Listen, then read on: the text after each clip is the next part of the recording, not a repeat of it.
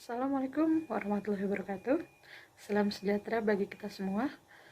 Semoga kita selalu dalam lindungan Allah Subhanahu wa Ta'ala. Sebelumnya, kami ingin mengucapkan terima kasih kepada Ibu Mima Nizma selaku dosen pengempu Ilmu Kealaman Dasar di Universitas Indraprasta PGRI Jakarta. Dan sebelumnya, izinkan kami untuk memperkenalkan anggota kelompok kami. Nama saya Sherlyn Dewi Anggraini dengan nomor NPM 2022 14 500 279. Perkenalkan, nama saya Nita, NPM 2022 14 500 316. Baik, selanjutnya materi yang akan kami sampaikan tentang ilmu kealaman dasar.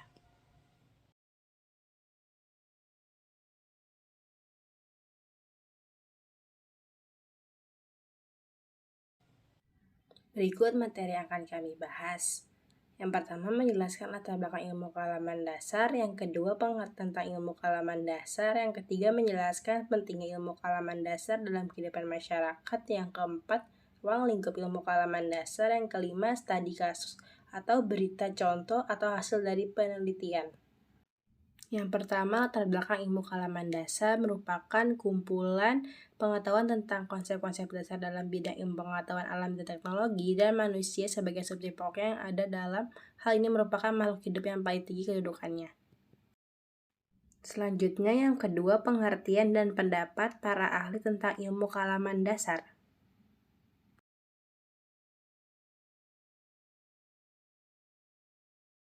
Selanjutnya kita akan membahas tentang pengertian dan pendapat para ahli tentang ilmu kealaman dasar.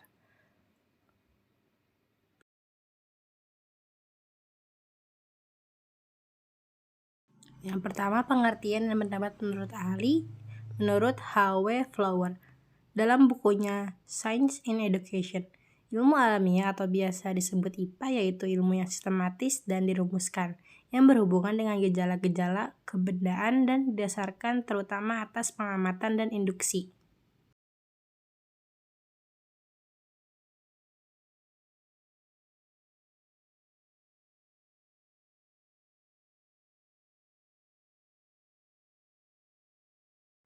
Yang kedua, menurut H. Abau Ahmadi dan A. Supatmo dalam bukunya SAP Ilmu Alamiah Dasar menyatakan ilmu alamiah atau sering disebut IPA yaitu suatu pengetahuan teori yang diperoleh atau disusun dengan cara khas khusus, yaitu melakukan observasi, eksperimentasi, penyimpulan, penyusunan teori, eksperimentasi, observasi, dan demikian secara terus kait dengan cara yang satu dengan cara yang lain. Yang ketiga, menurut Mas Koiri Jasin, dalam bukunya yang berjudul Ilmu Alamiah Dasar yang diterbitkan PT Raja Grafindo Persada, beliau menyatakan bahwa ilmu alamiah merupakan kegiatan manusia yang bersifat aktif dan dinamis, artinya kegiatan manusia yang tiada hentinya. Dari hasil percobaan akan menghasilkan konsep, selanjutnya dari konsep itu mendorong melakukan percobaan berikutnya, dan seterusnya. Kesimpulan menurut para ahli tentang ilmu kealaman dasar, dapat diambil kesimpulan bahwa ilmu alamiah dasar basic natural science tidak hanya mengkaji gejala-gejala alam yang terjadi, namun ia juga mengkaji proses-proses alami yang ada di alam, termasuk dalam diri manusia, sebagian-bagian dari alam semesta. Jadi ilmu alamiah dasar adalah konsep pengetahuan yang mengkaji konsep-konsep dan prinsip-prinsip dasar yang esensial terhadap gejala-gejala alam termasuk manusia itu sendiri, sebagian-bagian dari alam dan segala yang ada di bumi ini. Tujuan pengajaran ilmu kealaman dasar pada masyarakat. Yang pertama, terciptanya pemikiran yang lebih luas terhadap lingkungan dan gejala-gejala yang terjadi pada masyarakat, sehingga membuat kita menjadi lebih tanggap terhadap suatu masalah yang terjadi. Yang kedua, memahami alam tempat kita hidup dan tinggal. Yang ketiga, memanfaatkan alam sesuai hukum-hukum alam. Yang keempat, wawasan tentang perkembangan iptek dan teknologi. Yang kelima, kepedulian terhadap pelestarian sumber daya alam dan lingkungan hidup. Tujuan pengajaran ilmu kealaman dasar untuk mahasiswa. Sebagai seorang mahasiswa, kita dituntut untuk memiliki pandangan yang luas baik dalam bidang sosial maupun dalam bidang ilmu pengetahuan alam. Mengapa kita harus mempelajari dan mendalami ilmu kealaman dasar saat ini? Ya, karena di lingkungan sosial kita juga menempati lingkungan alam dan kita akan menemui persoalan pengetahuan alam yang memerlukan penalaran sehingga diharapkan dapat peka, cepat tanggap dan dapat mengambil tindakan yang tepat terhadap permasalahan alam yang ada serta bertanggung jawab.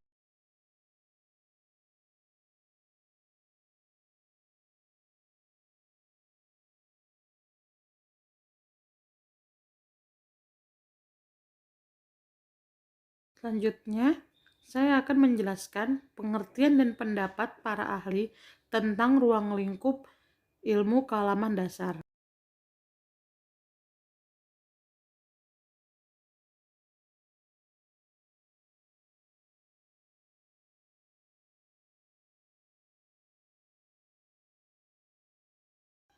Menurut Haji Abu Ahmadi dan Asupatmo, pengelompokan ruang lingkup ilmu kealaman dasar ke dalam 5 pokok bahasan, yaitu 1. Kelahiran alam semesta, kedua, masalah tata surya, ketiga, bumi, keempat, asal mula kehidupan di bumi, kelima, perkembangan variabilitas makhluk hidup.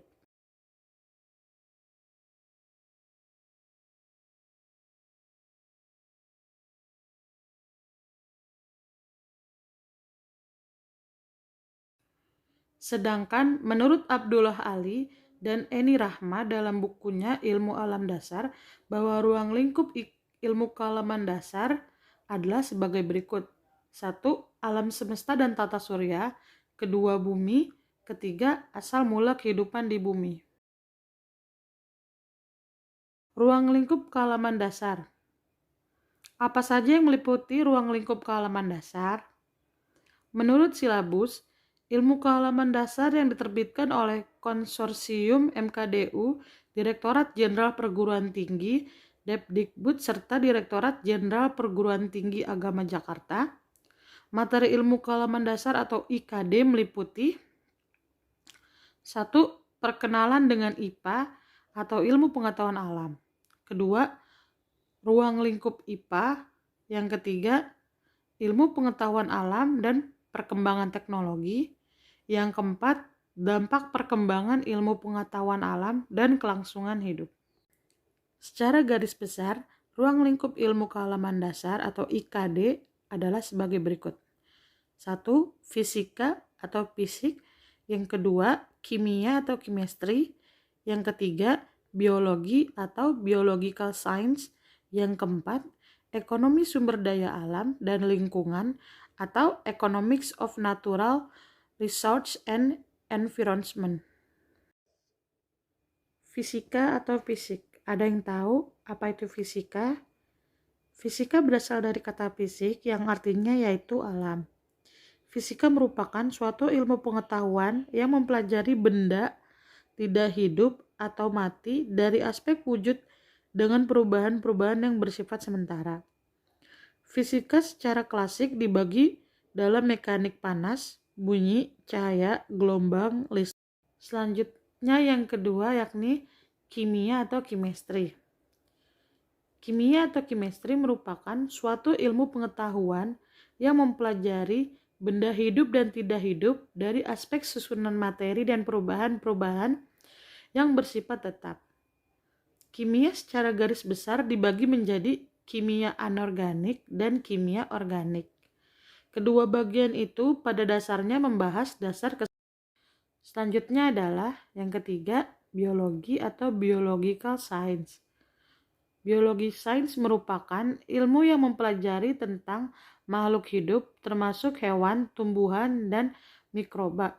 Biologi berasal dari bahasa Yunani yaitu bios yang berarti kehidupan dan logos yang berarti ilmu.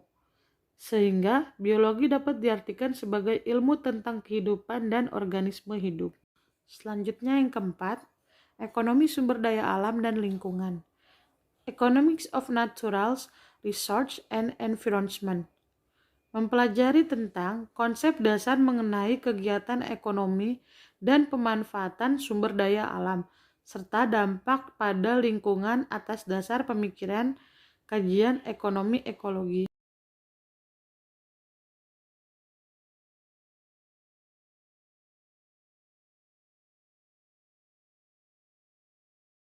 cabang-cabang antara lain 1. Botani, kedua zoologi, ketiga morfologi, keempat anatomi, kelima fisiologi, dan yang terakhir sitologi.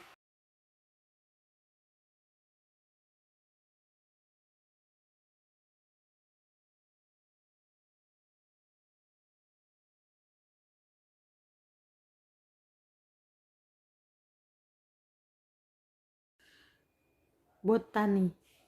Botani yaitu suatu cabang biologi yang mempelajari tentang tumbuhan.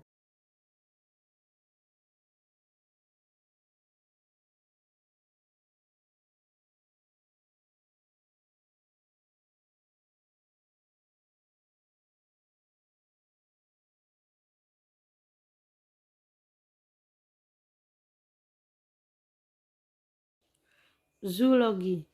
Zoologi merupakan suatu cabang biologi yang mempelajari tentang hewan-hewan.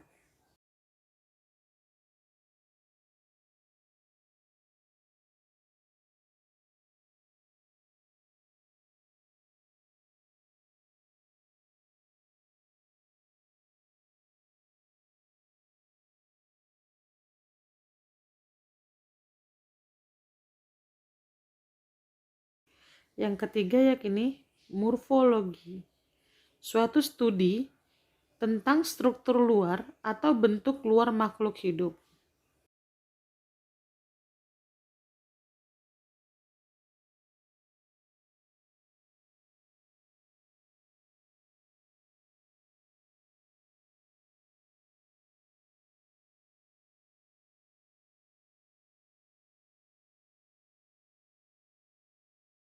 Yang keempat, anatomi, suatu studi tentang struktur dalam atau bentuk dalam makhluk hidup.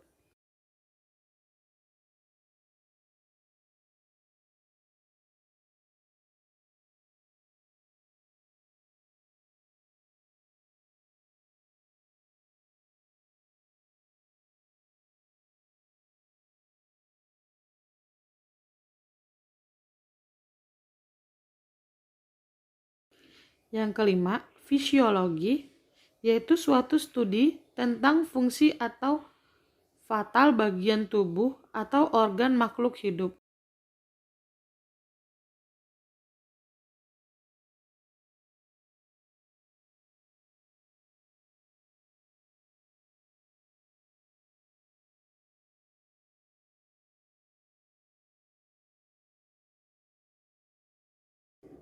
Yang keenam, sitologi, yaitu suatu studi tentang sel secara mendalam, meliputi struktur molekuler dan lain-lain.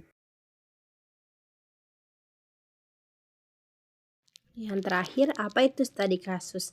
Studi kasus merupakan metode dalam mengetahui dan memahami seseorang menggunakan praktek inklusif dan menyeluruh atau komprehensif. Tujuan studi kasus antara lain yang pertama menggambarkan kondisi individu, yang kedua melakukan identifikasi masalah utama pada kasus, yang ketiga melakukan analisis kasus menggunakan konsep teoritis dan teori yang digunakan, yang keempat sebagai informasi yang lebih mendalam terkait segala sesuatu yang berhubungan dengan otak manusia. Berikut contoh studi kasus. Studi kasus penerimaan seorang ayah terhadap anak autis. Penelitian oleh Ade Surya Febrianto dan Ida Darmawati dari Program Studi Psikolog Universitas Negeri Surabaya. Kesimpulan, secara garis besar bahwa ilmu kealaman dasar basic natural science tidak hanya mengkaji gejala-gejala alam yang terjadi, namun ia juga mengkaji proses-proses alami yang ada di dalam alam, termasuk dalam diri manusia sebagian bagian dari alam semesta. Sekian dan terima kasih atas kesempatan presentasi kelompok kami. Semoga dapat bermanfaat. Apakah ada pertanyaan? Jangan lupa nanya ya. Sekian dari kami. Mohon maaf bila ada salah-salah kata. Wassalamualaikum warahmatullahi wabarakatuh.